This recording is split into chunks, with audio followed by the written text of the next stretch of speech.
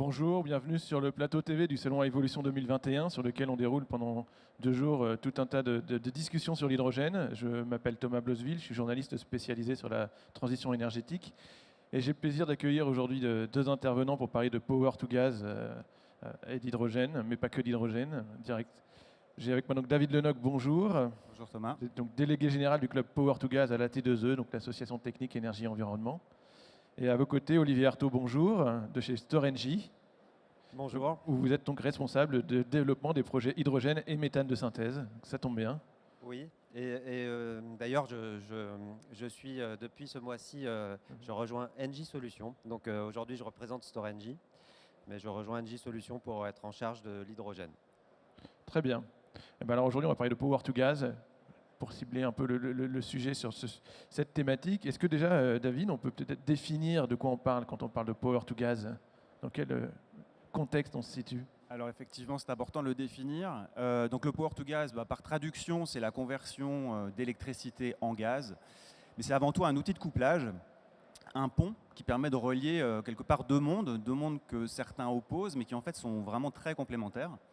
Le monde de l'électricité, avec d'un côté ces centrales de production, notamment renouvelables, photovoltaïques, éoliens, hydrauliques. Ces réseaux de distribution qui nécessitent un pilotage pour équilibrer production, consommation à tout moment, à la fois en fréquence et en tension. Et également des usages qui évoluent, la mobilité électrique est le meilleur exemple.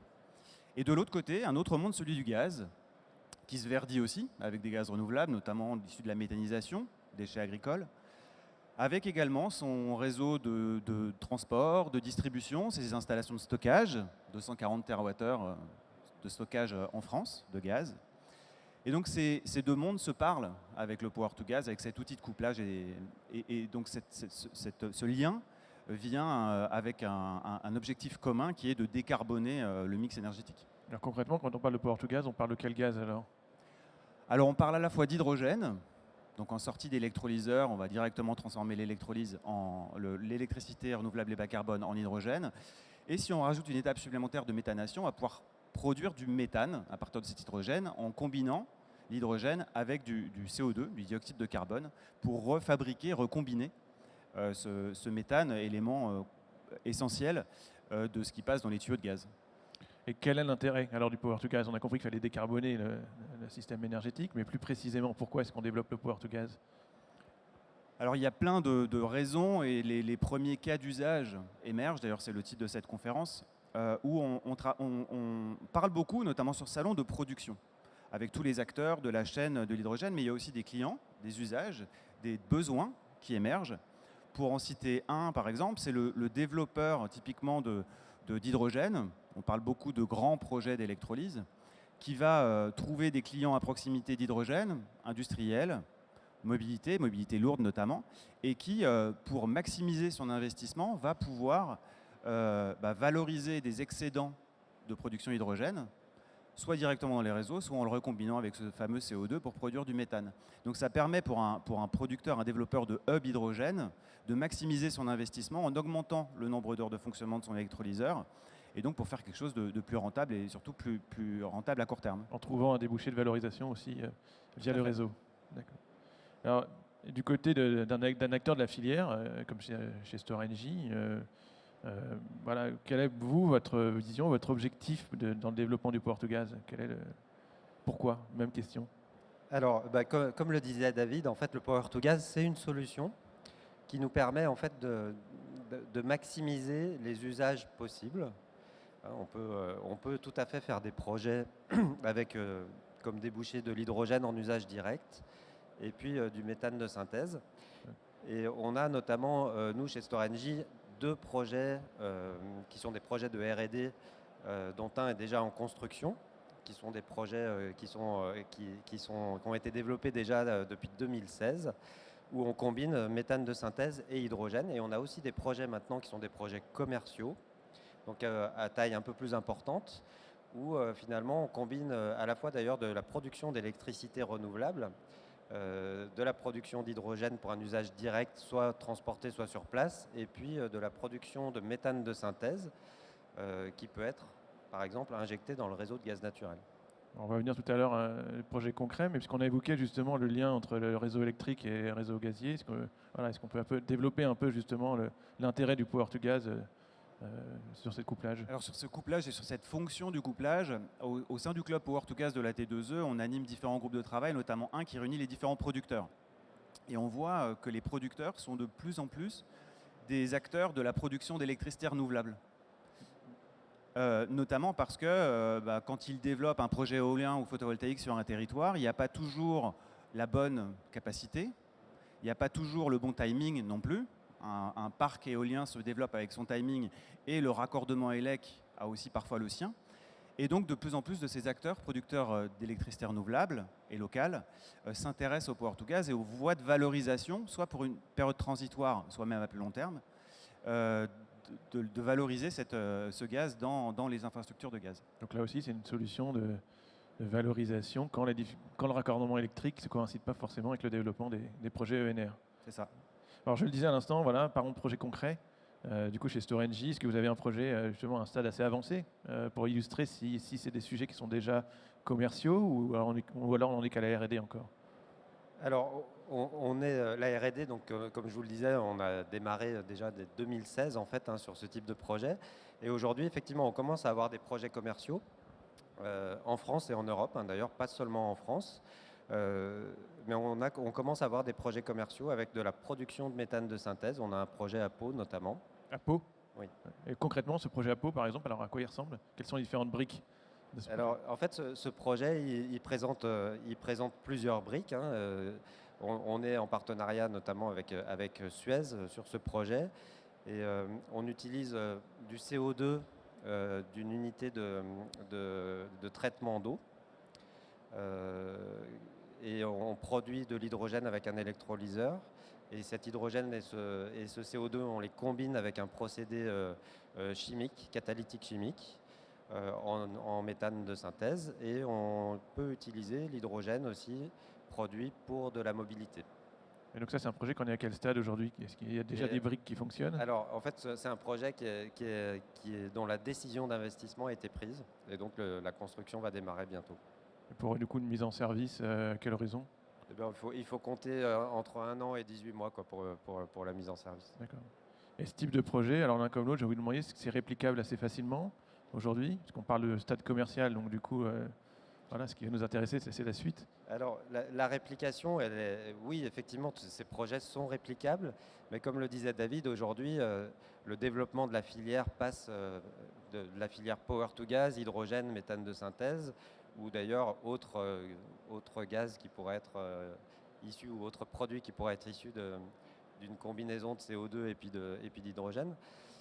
Cette filière-là, elle démarre juste. Donc, du coup, on doit la développer en développant les usages, en aidant les consommateurs finaux à investir eux-mêmes dans les outils que leur process peut nécessiter. Et le power to gas, le méthane de synthèse, c'est un bon outil pour ça. C'est un bon outil parce que, le méthane de synthèse est un bon outil pour nous aider à développer les usages, puisqu'en fait, il peut amener des usages qui existent déjà. On a déjà des usages avec la même molécule de méthane. L'avantage de celle-ci, c'est qu'elle est décarbonée, quoi. Alors David, est-ce que ce type de projet peut se répliquer facilement ou il y a encore des freins? Quand on regarde la Commission de régulation de l'énergie est en train de lancer un deuxième guichet pour des projets innovants qui souhaitent faire de l'innovation autour de l'énergie et des infrastructures. Ce deuxième guichet vient d'ouvrir et se terminera à la fin de cette année, mais le premier a montré déjà 5 projets de production de méthane de synthèse qui souhaitent injecter dans les infrastructures, notamment de distribution de gaz. Il y a bien sûr le projet de Pau qu'Olivier vient d'évoquer, mais d'autres projets, Métis-Centre, d'autres projets également à Perpignan. Voilà, donc on commence à voir à ces guichets qui d'habitude accueillent ou voient plutôt des projets peut-être de batterie ou des sujets un peu plus connus que le méthane de synthèse, qui est encore aujourd'hui peu connu. Mais je suis persuadé d'ailleurs que sur ce deuxième appel, ce deuxième guichet, il y aura encore ces projets de production de méthane de synthèse. Donc on commence à voir les premières opérations émerger. Et aujourd'hui, les freins qui restent à surmonter, ils sont de quel ordre? sont plutôt c'est des validations techniques, c'est de la valorisation économique encore à trouver. Qu'est-ce qui reste à débloquer pour vraiment que ça se déploie? Alors, à mon sens, en fait, les freins sont pas tellement techniques, hein, un petit peu quand même, hein, parce qu'en fait, voilà, il faut quand même valider les process, valider l'injection du méthane de synthèse, par exemple, dans les réseaux de gaz, etc. Mais la problématique, elle est plus économique et sur la valorisation d'un gaz renouvelable qui ne dispose pas aujourd'hui de subventions facilement accessibles, hein, pour le méthane de synthèse, et qui est un petit peu plus cher à produire quand même que le gaz naturel qu'on a aujourd'hui, encore qu'avec les variations qu'on a aujourd'hui sur le prix du gaz naturel. Bon, voilà, économiquement, on a encore un peu de travail à faire, mais il y a vraiment des usages possibles et une solution qui est vraiment pertinente, à la fois pour aider le développement de la filière hydrogène et puis à la fois pour optimiser les investissements sur les réseaux énergétiques en France et en Europe. David, Oui, effectivement, pour compléter sur le thème économique, on voit à peu près, je vais dire, 75% du prix du méthane de synthèse vient finalement d'un approvisionnement en hydrogène. Bien dit, un hydrogène plus CO2 qui donne méthane de synthèse. Du coup, les acteurs du méthane de synthèse ont le même problème ou le même sujet que l'ensemble des acteurs de la filière hydrogène, qui est faire diminuer le coût de production, le coût d'approvisionnement en hydrogène. On est aujourd'hui sur un coût d'hydrogène qui est 2 à 3 fois plus cher qu'un hydrogène traditionnel, fossile. D'où tous les acteurs, notamment tous ceux qui sont présents aujourd'hui sur le salon Evolution, attendent ce fameux mécanisme de soutien qui va venir compenser tout ou partie de ces surcoûts d'hydrogène et donc qui va aider énormément à avoir des coûts de méthane de synthèse mathématiquement plus faibles et acceptables par un client.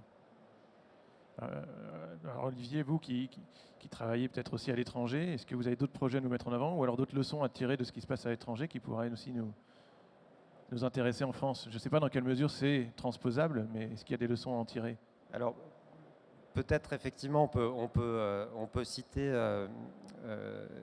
des pays dans lesquels nous, Storengy, on est présent et via des projets de méthane de synthèse, justement. C'est le cas en Belgique et aux États-Unis. Alors, aux États-Unis, il y a plein d'États, donc tous les États ne sont pas logés à la même enseigne, mais en Californie, ils ont démarré un système qui est repris et amélioré la plupart du temps dans d'autres États, où en fait, finalement, un gaz renouvelable est un gaz renouvelable, que ce soit de l'hydrogène, du méthane de synthèse, du biométhane. On calcule son index carbone, qui est lié à son process de fabrication, et une fois que son index carbone est donné, ça donne droit à des certificats qui sont tradables sur le marché. Et du coup, voilà, on n'a pas de distinction entre le biométhane et le méthane de synthèse, qui est un peu le cas en France. Et en Belgique, en Wallonie, l'État wallon a aussi souhaité favoriser l'injection de méthane de synthèse dans le réseau. Et Storengy a un projet avec Engie, la partie production d'électricité, et puis un industriel sur un projet d'injection de méthane de synthèse qui est bien parti. Alors je ne sais pas dans quelle mesure on fera la même chose en France, mais on a déjà évoqué, David, les discussions, la préparation du mécanisme de soutien. Voilà, du côté des acteurs de la filière, quels sont les prochains rendez-vous qu'on attend un peu justement soit pour faire avancer les discussions, soit pour voir des choses sortir? Est-ce qu'on a un peu de visibilité? Alors le prochain rendez-vous, il concerne l'ensemble de la thématique énergétique, c'est bien sûr la campagne présidentielle de 2022, qui va mettre sur la table un certain nombre de sujets, forcément l'énergie, et sans doute aussi les énergies renouvelables au sens large, électrique et on espère gaz, que les gaz renouvelables aient aussi une place dans ce débat. Et puis bien sûr, dans les prochaines semaines, voire prochains jours, les premiers ateliers de la PPE SNBC, donc Programmation pluriannuelle de l'énergie et stratégie nationale bas carbone, qui fixe le cap de la France en matière énergétique et de climat, à travers une feuille de route et un plan d'action, pour les 5 prochaines années à venir. Donc là, l'idée, c'est vraiment que ces filières, Power to Gas, Power to Méthane, aient leur place, avec des objectifs, avec une volonté politique et collective d'accompagner cette filière. Et donc le rendez-vous à ne pas rater sera bien celui-là en 2022. Donc c'est toujours un sujet qui prête à beaucoup de débats. Est-ce que la filière elle a déjà des attentes ou des idées sur les objectifs à demander ou c'est vraiment des discussions qui débutent? C'est vraiment une discussion qui débute. Comme je le disais, c'est encore une filière qui est peu connue. On voit des premiers projets qui ont besoin d'être accompagnés par la Commission de régulation de l'énergie, je le disais, mais aussi par un mécanisme de soutien. C'est pour ça qu'on travaille aussi avec les pouvoirs publics pour essayer que cette filière soit plus connue, parce que la première base, c'est ça, c'est convaincre que le méthane de synthèse, le power to gas a un rôle à jouer dans la décarbonation et qu'on en a besoin, certes en 2040-2050, mais qu'il faut commencer aujourd'hui. Il y a un sujet qu'on n'a pas encore abordé, mais peut-être en guise de conclusion. On l'a un peu dit entre les secteurs électriques et le secteur gazier, mais sur les sujets hydrogène, on parle toujours d'écosystèmes un peu territoriaux. Est-ce que sur le power to gas, c'est une dynamique qui est aussi en train de prendre? Alors vous avez parlé du partenariat avec Suez, donc de fait c'est déjà un début de projet. Est-ce que ça prend aussi ces dynamiques territoriales, ces écosystèmes? Oui, j'ai envie de dire oui. En fait, ça commence à prendre, hein. C'est un petit peu moins, compris que l'hydrogène aujourd'hui. Mais la combinaison entre les deux, entre l'hydrogène en usage direct et le méthane de synthèse, propose vraiment des solutions intéressantes. En fait, on peut monter en taille grâce à ça. Donc, on peut avoir des économies d'échelle et on peut permettre à la filière de baisser les coûts de production, comme disait David, sur l'hydrogène plus rapidement grâce à ça. Donc, ça commence vraiment à être compris sur les territoires et on commence vraiment à avoir une démarche vraiment d'écosystème qui commence à prendre en France, je pense. Et les profils types du coup des acteurs qui peuvent être concernés?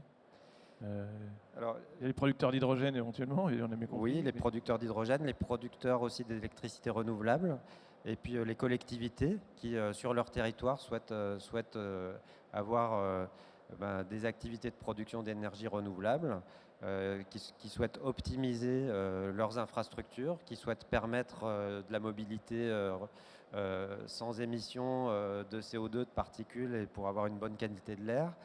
Voilà, tous les acteurs habituels sont engagés aussi et commencent à développer ce genre d'écosystème. Ouais. Et pour compléter, dans le monde agricole, les producteurs de biométhane, qui aujourd'hui produisent du méthane, mais produisent également un coproduit qui est le CO2, 40% du biogaz et du CO2. C'est d'ailleurs la façon dont on valorise le CO2 dans les projets portés par Storengy, où on voit toute l'importance et le rôle que peuvent jouer aussi tout le monde agricole pour encore valoriser à partir d'une même biomasse encore plus de gaz, produire encore plus de gaz renouvelable. Et donc c'est aussi un acteur qui compte et qui continuera à compter. En tout cas, on a compris que c'était une filière qui commençait à se développer, à se concrétiser sur le terrain, et que le prochain grand rendez-vous, du coup, on surveille la PPE dans les prochaines semaines pour essayer de se fixer des objectifs plus ambitieux. D'ici là, il me reste à vous remercier d'être venu nous parler de Power to Gas aujourd'hui sur Evolution 2021. Merci beaucoup. Merci.